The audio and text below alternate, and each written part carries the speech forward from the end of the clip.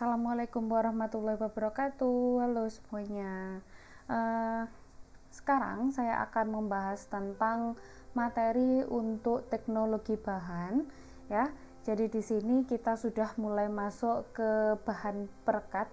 Yang pertama saya akan bukan yang pertama ya. Berarti pada video ini saya hanya akan fokus membahas tentang kapur saja. Jadi bahan perekat untuk bangunan atau teknologi material ini kan ada dua jenis ya, ada yang non hidrolis dan yang hidrolis.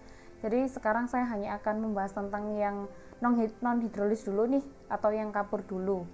Oke, kita masuk pada yang pendahuluan pertamanya. Oke, bahan perekat merupakan material yang akan dipakai untuk merekatkan pasir, batuan kecil sampai batuan yang ukurannya 10 sampai 15 cm.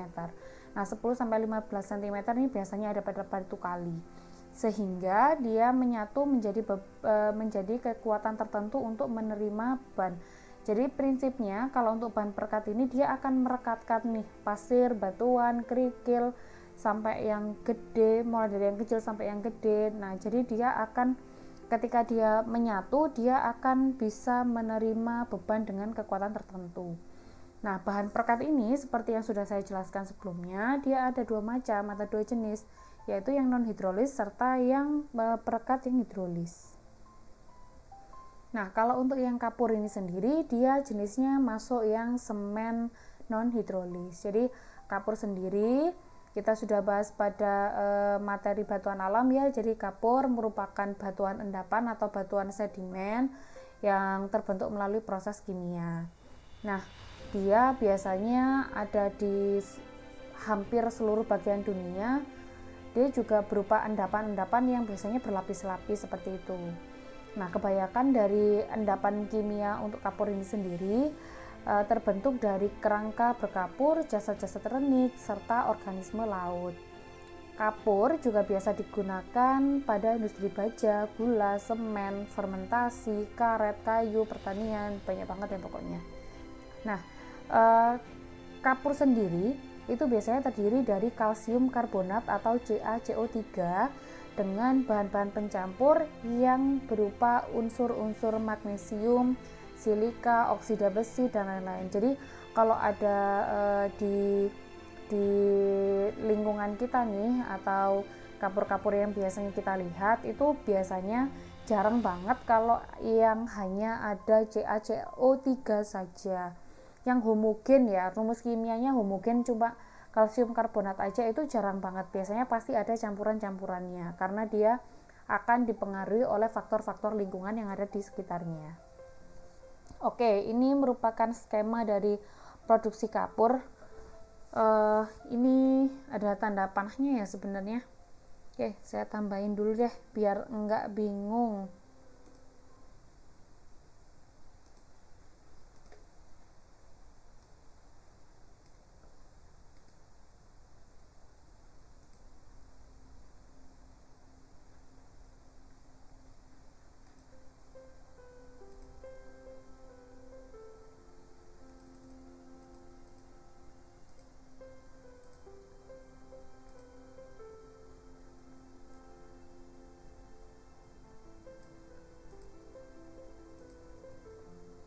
Oke, jadi ini merupakan skema produksi kapur. Yang pertama, dia melalui proses yang namanya pembakaran. Jadi dari CaCO3, ini ya, dari CaCO3 dia akan dibakar pada suhu 800 sampai 1200 derajat Celcius. Nah, setelah dia dibakar pada suhu 800 sampai 1200 derajat Celcius ini, dia akan berubah menjadi CaO dan CO2. Jadi dia akan mengurai. Ketika dia mengurai, dia jadi CaO dan CO2. Jadi CaO ini merupakan kalsium oksida. Nah, ini keliru ya. Berarti ini adalah karbon dioksidanya. Nah, setelah dia dilakukan proses pembakaran, maka dia akan melalui proses yang namanya pemadaman. Jadi dari CaO ini tadi dia akan dipadamkan. Berarti kalau misalkan dipadamkan Sesuatu yang setelah dibakar lalu dia dipadamkan berarti dia akan dikasih air ya. Jadi di sini dia akan dipadamkan dengan menggunakan H2O. Nah, CaO ditambahkan dengan H2O maka dia akan menjadi CaOH 2 kali plus panas. Oke. Penjelasan detailnya seperti ini. Jadi kecepatan reaksi pada kemurnian kapur ya, itu maka semakin murni kapur yang terkandung di dalamnya, maka semakin reaktif dia terhadap air. Ya. Jadi maksudnya semakin reaktif ini gimana? Semakin reaktif itu berarti dia akan semakin panas di sini. Nah, berdasarkan dari jumlah air yang digunakan dalam proses slacking, itu ada diperoleh dua macam produk. Yang pertama, itu ada yang namanya kapur padam atau kapur mati. Nah, kapur padam atau kapur mati ini diperoleh melalui pemberian air yang secukupnya. Nah, secukupnya itu berapa? Secukupnya itu biasanya plus minus sepertiga dari berat kapur tohor itu sendiri. Lalu ada yang namanya dempul kapur. Jadi dempul kapur itu diperoleh melalui pemberian air secara berlebihan pada kapur tohor. Nah, kalau misalkan kapur padam ya dikasih jadi kapur tohor sendiri kalau misalkan kita kasih airnya pas, yaitu sepertiga dari beratnya kapur tohor, itu dia akan menjadi kapur padam atau kapur mati. Tapi kalau misalkan kapur tohor itu sendiri dia dikasih air yang terlalu berlebihan, maka dia akan berubah menjadi dempul kapur. Nah, dalam aplikasinya nih seringkali dipergunakan jumlah campurannya 1 kapur dibandingkan dengan 3 pasir dalam perbandingan volumenya. Nah, hal ini digunakan untuk mencegah terjadinya penyusutan yang berlebihan. Nah, pengikatan oleh kapur terjadi akibat kehilangan air yang terkandung dalam adukan karena penyerapan oleh bata. Proses pengerasan terjadi akibat reaksi antara kapur mati dengan molekul karbon dioksida yang terkandung dalam udara berdasarkan reaksi kimianya yang seperti berikut tadi. Jadi dari CaO dia dikasih H2O ya, dia akan berubah menjadi CaOH 2 kali yang namanya kapur padam, lalu dia akan dibiarkan kena udara, kena CO2, kena karbon dioksida, kena asam arang ya di sini, maka dia akan berubah menjadi CaCO3 atau batu kapur itu sendiri ditambahkan dengan air. Nah, pengerasan kapur padam merupakan pembentukan kembali kristal-kristal kalsium karbonat yang akan mengikat massa heterogen menjadi suatu massa padat. Proses pengerasannya sendiri berlangsung lambat dan dapat memakan waktu yang bertahun-tahun sebelum mencapai kekuatan penuhnya.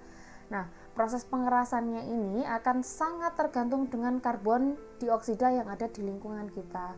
Karena itu ya, kalau misalkan kita mau bikin dinding yang perekatnya itu kapur, nah itu dia posisinya tuh nggak boleh di dalam ruangan. Posisinya dia harus ada di luar. Kenapa harus ada di luar? Karena di sini dia akan sangat dipengaruhi oleh karbon dioksida. Kalau misalkan dia ada di dalam ruangan, kandungan karbon dioksidanya dia rendah, maka dia tidak akan cepat mengikat atau yang mengeras. Tapi kalau misalkan dia ada di luar, sering kena karbon dioksida, paparan karbon dioksidanya tinggi, maka dia akan sangat cepat untuk mengeras. Itu ciri-ciri dari kapur ya sebagai bahan perekat. Nah, sekarang kita masuk lagi nih ke jenis-jenis kapur.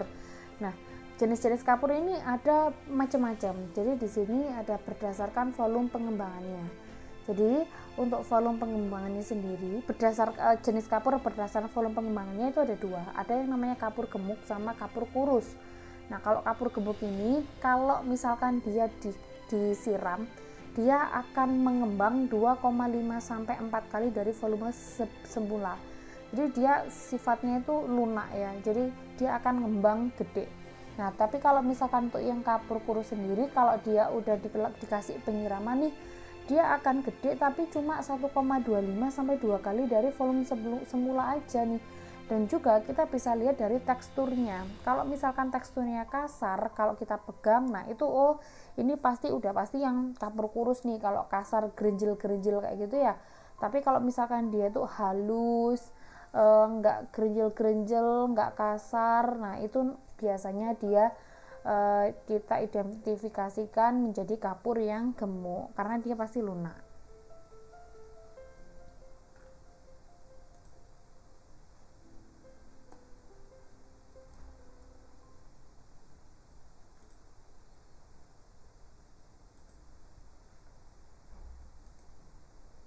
Oke, selanjutnya berdasarkan cara mengerasnya. Nah, di sini ada dua juga nih, ada yang namanya kapur udara sama ada yang namanya kapur hidrolis. Loh, tadi katanya kapur itu masuk yang ke non hidrolis. Kenapa di sini ada kapur hidrolis? Oke, saya akan jelaskan dulu. Jadi untuk kapur udara sendiri itu dari kapur padam yang ditambahkan air. Nah, setelah beberapa waktu dia akan mengeras karena adanya kontak dengan udara. Ya. Jadi kapur itu dia hanya akan mengeras jika terkena kontak dengan udara.